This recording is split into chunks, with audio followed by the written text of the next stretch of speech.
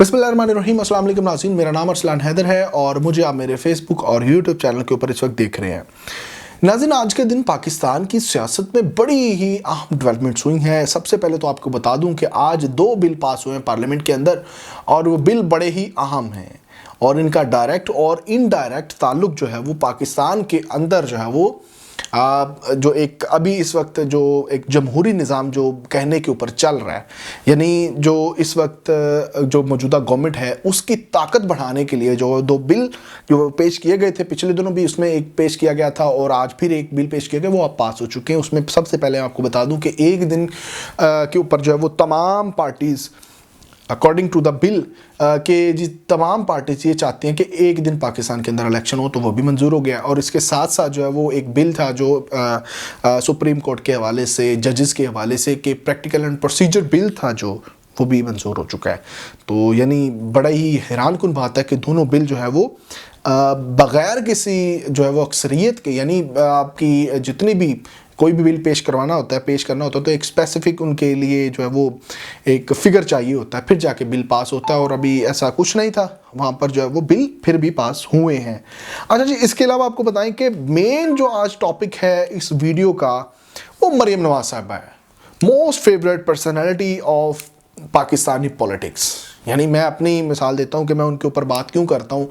ये सब जानते हैं कि मरियम नवाज साहिबा को जिस तरह से लीडर बनाकर पेश किया जाता है पाकिस्तान मुस्लिम लीग नून की तरफ से, या जितना वो खुद लीडर बनती हैं तो इतनी फिर उनके ऊपर बात करना तो बनती है। खैर, उनकी एक वीडियो 2-3 टोटे जो हैं उसके वायरल हो रहे हैं, उनके इंटरव्यूज़ के, जो ऑफ द रिकॉर्ड है। अब मंसूर अली खान साहब एक एंकर पर्सन हैं और उन्होंने अब वो अपना यूट्यूब चैनल कर रहे हैं, पॉडकास्ट कर रहे हैं और इसके अलावा पाकिस्तानी नेशनल चैनल के ऊपर अपना शो करते हैं। और मैं समझता हूँ कि काफ़ी एक्सपीरियंस जो है वो जर्नलिस्ट है और एंकर है। और वो स्पेशली तौर पे अगर मैं आपको बताऊं तो वो पाकिस्तान मुस्लिम लीग नून की अक्सर जो है वो बात कर जाते हैं, यानी उनकी फेवर में चले जाते हैं। पाकिस्तान तहरीक इंसाफ के लोग जानते होंगे कि वो पाकिस्तान तहरीक इंसाफ के लोगों को अच्छा नहीं समझते, बड़े बड़े अजीब किस्म के जो वो अलकाबात से नवाजते रहते हैं उनको। तो ये उनके शो में गई थी और वहाँ पर उन्होंने कुछ इंटरव्यू दिया और वो पिछले दिनों आपने देखा भी होगा। आज जो है वो एक क्लिप्स जो 2-3 वायरल हुए और उसके अंदर बड़ी अजीब तरीन सिचुएशन है, वो आपके सामने मैं रखता हूँ। इसके पहले आप वो क्लिप देखें, फिर उसके ऊपर मैं बात करता हूँ। मैं पहले सुन लूं सवाल, क्योंकि मेरे पास तो कोई गाड़ी नहीं भाई। नहीं, यूएई की रॉयल फैमिली से आपने 2009-2010 के अंदर कहां ये रिकॉर्ड में है? ये जेएचयू की रिपोर्ट में आया भाई, क्या डिक्लेयर्ड आपके रिटर्न्स के अंदर। आपके पास कभी BMW गाड़ी थी 2009-2010 में? मैं आपको एक्सप्लेन करता हूं, आपको एक्सप्लेन करता हूं। मरियम सफदर owned ये एग्जैक्ट रिपोर्ट है। Maryam Safdar owned a BMW car which was gifted to her by the UAE royal family and the value of the car declared as rupees 3.5 billion in the tax year 2009-2010, 2009-2010. The same car was declared to be sold at a profit of rupees 19.66 million, तकरीबन 2 करोड़ रुपए की आपने वो गाड़ी बेची in the year 2011-12. इसको video तो नहीं कर बंद कर दे जरा please. Such price escalation is abnormal. She declared the same BMW in her wealth statement the next year 2012-2013 as well. आपने डिक्लेयर किया इसको अपनी कैपेसिटी करके। मेरा ख्याल है कि ये फैमिली की कोई होगी, मुझे इससे ऑनेस्ट। उसके बाद मैं इसको चेक करके आपके पास वापस आ सकता हूं। सफदर साहब ने उसके बाद मेरे पास वैसे कभी BMW नहीं थी। आपकी कौन सी गाड़ी थी जो नैप के दफ्तर पर हिट हुई थी? वो थी लैंड क्रूजर। ये सदर साहब ने भी डिक्लेयर किया क्या अपने एसेट्स के अंदर। ये बिजनेस ऑफिस ने किया होगा, मुझे चेक करना पड़ेगा। अच्छा, मेरे पास इसके फैक्ट्स नहीं है। नहीं, मेरे पास है ही नहीं डिटेल, मुझे पता ही नहीं। ये अच्छा, ये रिटर्न्स के अंदर लिखा। नहीं, मैं I will get back to you with that. मुझे आई हैव नो इंफॉर्मेशन। ये कब की, कौन सी ईयर की है? 2009-2010। मुझे नहीं पता, मैं चेक अच्छा, आपको उसमें पता। अच्छा, ये एक और है जिसके अंदर आपने गिफ्ट्स रिसीव किए हैं 2010 से लेकर 2016 तक। 2010 के अंदर जो है वो आपने गिफ्ट्स रिसीव किए तकरीबन 31 मिलियन के अप्रॉक्सीमेटली। 3 मुझे पता है आपके टेक्स्ट में डिटेल हुआ है। ये सारी जेटी के अंदर। अच्छा जी, एक ये वीडियो है, इसके अंदर मैं आपको बता दूं कि मरियम नवाज साहिबा से जब वो एंकर पर्सन जो मंसूर अली खान साहब हैं, उन्होंने एक सवाल किया कि आपके पास BMW गाड़ी जो है वो एक वो JIT के अंदर आपको वहाँ पर शो की गई है और वहाँ पर सामने भी आई और आपने टैक्स रिटर्न के अंदर भी वो BMW का जिक्र किया है। तो मरियम नवाज साहबा ये कहती हैं कि मुझे इस चीज़ का इल्म नहीं है, मेरे फैक्ट्स मेरे जो है ना वो मुझे नहीं पता इस बारे में। फिर उन्होंने वो जो है वो बात की, उन्होंने कहा कि ये तो सारा चीज़ें वहाँ पे मेंशन है, आपने देखा है। तो ये कह रही हैं कि मेरा नहीं ख्याल कि मेरे पास है, लेकिन हो सकता है ये फैमिली की हो सकती है, ठीक है। और जब फिर उसके ऊपर बात की गई, मंसूर अली खान ने जब वहाँ पर जो है वो कुछ फैक्ट्स इनके सामने रखे जो इनके पास नहीं थे, तो मरियम नवाज साहबा ये कहती हैं कि देखें जी मेरे पास फैक्ट्स नहीं है और अभी ये कैमरा चल रहा है तो इसको बंद कर दे, ये चल रहा है इसको बंद कर दे। मतलब ये किस तरह से हुक्म दे रही हैं? आप इंटरव्यू देने आई हैं, ठीक है, तो आपसे तो मतलब कोई गलत, अभी आपने देखा है कि कोई गलत सवाल तो हुआ नहीं है मरीम नवाज साहबा से कि जिसके ऊपर जो है वो मरीम नवाज साहबा को बुरा उन्होंने महसूस किया हो। एक नॉर्मल क्वेश्चन हो रहा है और अगर आप इसके ऊपर जो है वो आपको लग रहा है कि उनके ऊपर इल्ज़ाम है या उनके ऊपर सवाल ये बनता ही नहीं है, तो आप कह दें कि भाई ये फैक्ट्स हैं और मेरे पास इसका कुछ भी नहीं है। और एक बाकायदा तौर पे जो है वो आपने देखा होगा कि मरीम नवाज साहबा के साथ साथ पूरी इनकी एक टीम बैठी हुई है और मुझे मोस्ट प्रोबेबली जो है वो 100% मैं श्योर हूँ, अब मैं इस पर गलत हो सकता हूँ लेकिन मुझे 100% जो है वो यकीन है कि जो पीछे से खातून बोल रही हैं वो खातून मरीम औरंगज़ेब हैं। क्योंकि आपने अक्सर देखा होगा कि मरीम नवाज को अक्सर व बेशतर जो है वो मरीम औरंगज़ेब साहबा जो है वो डील करती हैं। अच्छा, अब ये देखें, मैं समझ रहा हूँ कि यार एक कोई भी देखें पाकिस्तानी है और कोई भी मैं कहता हूँ कि पाकिस्तानी स्पेशली इसलिए मैं पाकिस्तानी की बात कर रहा हूँ कि पाकिस्तान के अंदर कोई मामला जो है वो बहुत ज़्यादा आगे के नहीं है। कोई अगर मैं समझता हूँ कि अगर कोई अमीर कबीर आदमी भी है तो उसने एक 70 बाइक भी लिया ना, तो कल कला को जो है वो करोड़पति हो गए तो उसको याद होगा कि यार मैंने फ़लाँ टाइम में फ़लाँ वक्त जो है वो मैंने वो एक 70 बाइक ली थी और मेरे पास मौजूद थी। इसी तरह जो है वो बड़े सारे लोग अपनी गाड़ियों की बड़ी फहरिस्त रखते हैं और उनको फिंगर टिप्स के ऊपर याद होता है कि यार फ़लाँ टाइम पे मेरे ऊपर फ़लाँ टाइम था, मेरे ऊपर जो है वो फ़लाँ किस्म के जो हालात थे और मैंने उस टाइम ये गाड़ी रखी हुई थी। और मरीम नवाज साहबा को जो है वो जो मालियत जो है वो अब देखा जाए तो वो कुछ 7-8 करोड़ की गाड़ी है, ठीक है, जो उन्होंने 6 लाख रुपए में खरीदी है according to the JIT of Panama papers. जब वो बनी थी पनामा पेपर्स के अंदर, जब वो केस इनके ऊपर चल रहा था तो उस टाइम के मुताबिक 6 लाख रुपए की थी और इन्होंने उस टाइम जो है वो 2.5-3 करोड़ रुपए की बेची थी और अब जो है वो उसकी कीमत।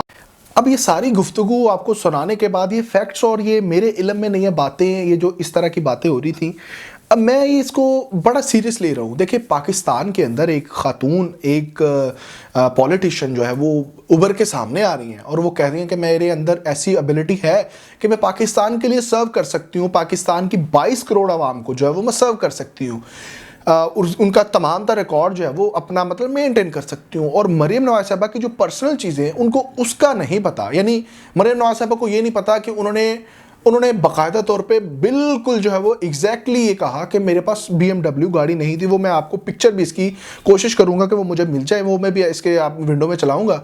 आप देखिएगा कि मरीम नवाज साहबा वो गाड़ी में अपने जो पूरे मज़े लेती रही हैं आने जाने के, और अब ये कह रही कि मेरे पास जो है वो गाड़ी नहीं है। बिल्कुल एक नंबर की मैं समझता हूँ कि मरीम नवाज साहबा झूठी हैं। और अभी आप अंदाज़ा कीजिए कि जब उन्होंने क्वेश्चन किया कि ये गाड़ी ये JIT के अंदर मेंशन्ड है और आपने जो है वो इसका जिक्र आप मतलब आपने तोशाखाना से क्यों ली हैं ये सारी चीज़ें, तो मरीम नवाज साहबा ने ऑर्डर किया कि भाई ये चल रहा है, इसको आप एक दफ़ा काटो, इसको डिलीट करो, मतलब ये बंद करो, और अगर ये नहीं है चल रहा तो फिर तो ठीक है। मतलब वो ऑर्डर दे रही हैं कि ये मुझे बात पसंद नहीं आई, मैं ये इंटरव्यू का हिस्सा नहीं चलाना चाहती। और देखें किसी वजह से मंसूर अली खान साहब ने नहीं चलाया और वो देखें सच जो है वो सामने आना था और वो आज किसी तरह से जो है वो वीडियोस सामने आ ही चुकी हैं।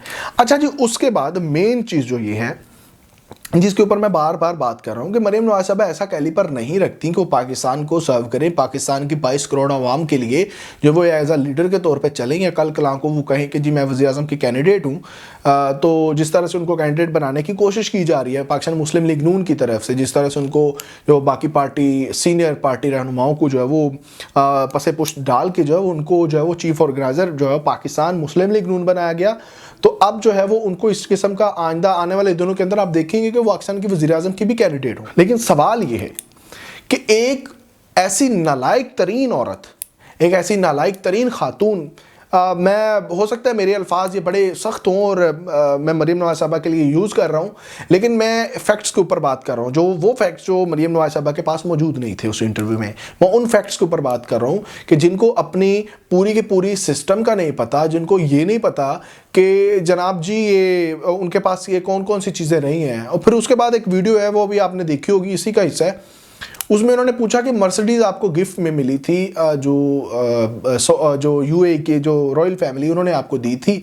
तो मरियम नवाज साहबा ने ये माना, उन्होंने कहा कि मुझे यूसुफ रज़ा गिलानी साहब, मेरे ख्याल में जी, उनकी मैं लैंग्वेज में आपको बताता हूँ, उन्होंने कहा कि जी मेरे ख्याल में उस टाइम जो है वो यूसुफ रज़ा गिलानी साहब वज़ीर-ए-आज़म थे, उन्होंने मुझे कहा कि ये आपको मिली हुई है तो आप जाके ले जाए, इसके जो भी पैसे बनते हैं ना, आप वो जो एक टैक्स बनता है या कोई भी एक उन्होंने एक स्पेशल इसके ऊपर अमाउंट रखी हुई है परसेंटेज, तो वो आप दे के इसको ले जाएं। तो उन्होंने कहा कि जी मैंने इसलिए ली थी। फिर उन्होंने साथ इमरान खान साहब के ऊपर भी तनकीद की, क्योंकि जहाँ पर फंसती है ना इमरान खान, जब भी जहाँ पर भी जो ये पाकिस्तान मुस्लिम लीग नून या उनके कोई भी करिंदे जहाँ पर फंसते हैं, तो वो पाकिस्तान तहरीक इंसाफ के चेयरमैन इमरान खान का नाम लेकर वहाँ से निकलते हैं। उस टाइम वहाँ पर फंसी हैं और उनको कोई बात नहीं आ रही थी, उनके पास कोई फैक्ट्स नहीं थे, तो उन्होंने कहा कि चलो जी एक दफ़ा फिर जो यहाँ पर जब वो इमरान खान साहब का नाम लेकर सहारा लेकर यहाँ से निकल जाते हैं। लेकिन ऐसा नहीं है, अब वो हकीकत तो सबके सामने आ चुकी है और इस वक्त पाकिस्तान के अंदर टॉप ट्रेंड पे ये वीडियो है।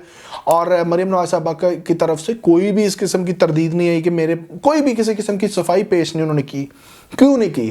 क्योंकि उनके पास कोई भी बयानिया नहीं है, क्योंकि उनके पास कोई भी वजह नहीं है इसको जो है वो कंट्रोल करने की।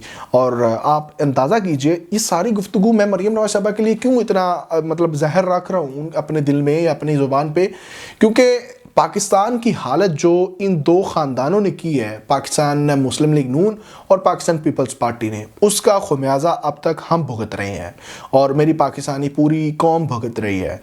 और जो थोड़ा सा मामलात को टेकअप करना की कोशिश करते हैं उनको ये उठाकर बाहर फेंकते हैं अपने मददगारों की मदद से।